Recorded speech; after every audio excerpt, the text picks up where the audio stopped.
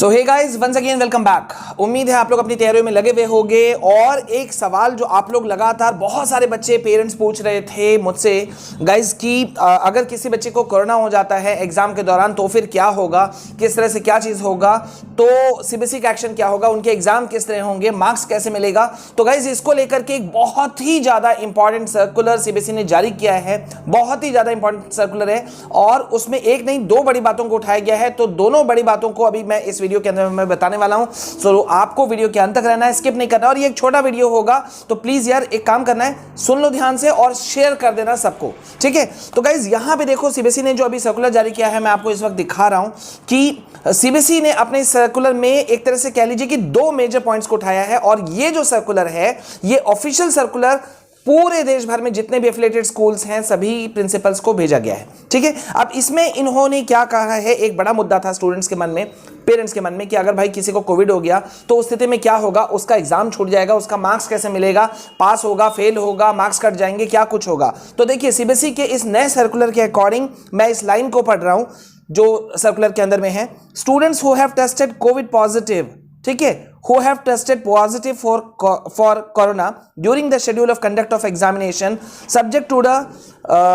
production of test report and recommendation from a registered medical practitioner. इनका कहना है कि जो भी स्टूडेंट्स एग्जाम के दौरान में अगर कोविड पॉजिटिव हो जाते हैं, ठीक है, कंडक्शन ऑफ एग्जाम के दौरान, तो उनको अपना टेस्ट रिपोर्ट शो करना होगा किसी रजिस्टर्ड मेडिकल प्रैक्टिशनर यानी कि रजिस्टर्ड डॉक्टर के पास से। ऑब्वियस सी बात है ये सब टेस्ट जो होते हैं वो जो भी अगर कोविड पॉजिटिव टेस्ट होते हैं वो गवर्नमेंट हॉस्पिटल्स में होते हैं या रजिस्टर्ड डॉक्टर ही करेंगे, ऑब्वियस सी बात है। तो ये उनको प्रोड्यूस करना होगा किसी भी स्टूडेंट को, ठीक है। अब यहाँ पे एक्चुअली में दो चीज़ों को लिया, जैसे मैंने शुरू में बताया था। यहाँ पे एक और चीज़ भी लिया है।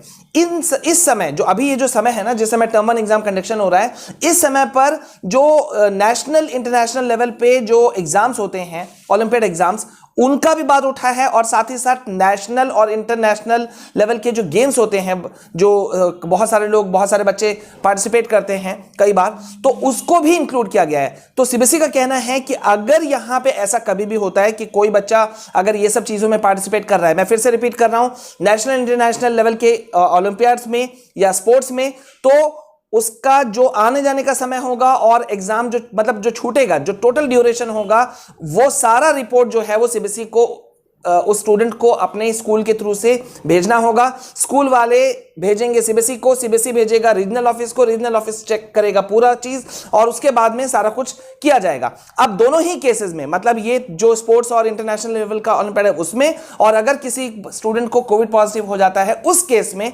यहां पे सीबीएसई का कहना है कि भाई जो मार्क्स होंगे, ध्यान दीजिए, साफ साफ सीबीएसई ने कहा है no separate exam for term 1 exam will be conducted. मतलब कोई स्पेशल एग्जाम कंडक्ट नहीं करवाया जाएगा। पहले क्या होता था, ऐसा थोड़ा सा छूट दे दिया जाता था कि अगर सेम डे अगर दोनों चीज पड़ जा रहा है तो शिफ्ट भी कर दिया जाता था, ठीक है। अगर मान लीजिए कि कोई बच्चा स्पोर्ट्स में है और एग्जाम भी है तो उसके लिए कुछ अरेंजमेंट्स हो जाते थे। लेकिन अब ऐसा करने से सीबीएसई ने टर्म 1 एग्जाम्स के लिए बिल्कुल मना कर दिया है। सीबीएसई ने साफ साफ कहा है कि अगर ऐसा होता है, कोविड पॉजिटिव केस या इस तरह का कोई स्पोर्ट्स में हिस्सा लेना या ओलंपियाड में हिस्सा लेना, अगर ऐसा होता है तो रिजल्ट विल बी डिक्लेयर्ड, ध्यान से सुनिएगा, result will be declared on the basis of term 2 examination.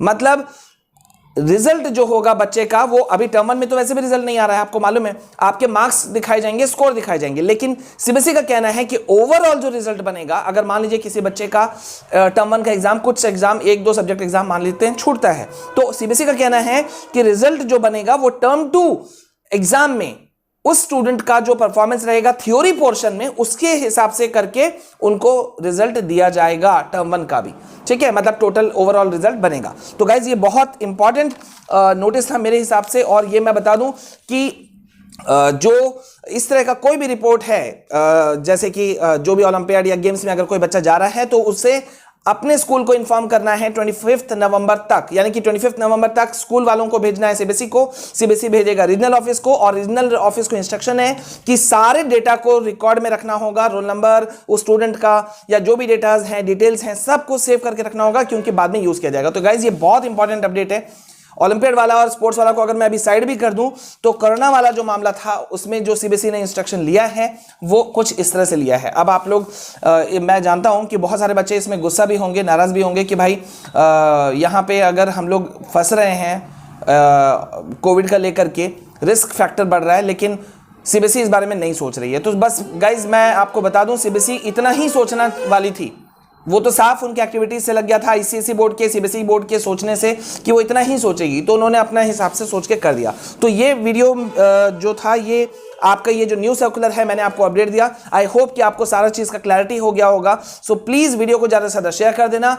Notes उम्मीद है आप लोग ले रहे होंगे, सारे नोट्स हम आपके लिए अवेलेबल करा रहे हैं, ठीक है। मैं एक पर्टिकुलर वीडियो, बहुत सारे बच्चे बोल रहे हैं सर नोट्स कहाँ मिल रहा है, कैसे मिल रहा है, किस तरह से मिल रहा है, उसके लिए अलग से बना दीजिए, तो मैं एक बना दूंगा। लेकिन आपके लिए हम लगातार नोट्स ला रहे हैं, इंपॉर्टेंट कॉन्सेप्ट नोट्स ला रहे हैं, इंपॉर्टेंट एमसीक्यू क्वेश्चन आंसर्स ला रहे हैं ऑफ ऑल सब्जेक्ट्स, और वो भी कोई चार्जेस नहीं। तो बस आप लेते जाओ यार, पढ़ते जाओ, अभी अभी कुछ ज्यादा सोचना नहीं है, मेहनत करना है, आगे बढ़ना है, मेहनत करना है, आगे बढ़ना है, ठीक है। तो मैं आपको 20 डेज शेड्यूल भी देने वाला हूं, बचे हुए 20-25 दिन जो हैं, 20-22 दिन, वो कैसे आप पढ़ोगे वो भी मैं देने वाला हूं, तो उसको ले लीजिएगा। मिलते हैं नेक्स्ट वीडियो में। This is all from my side. जय हिंद, जय भारत।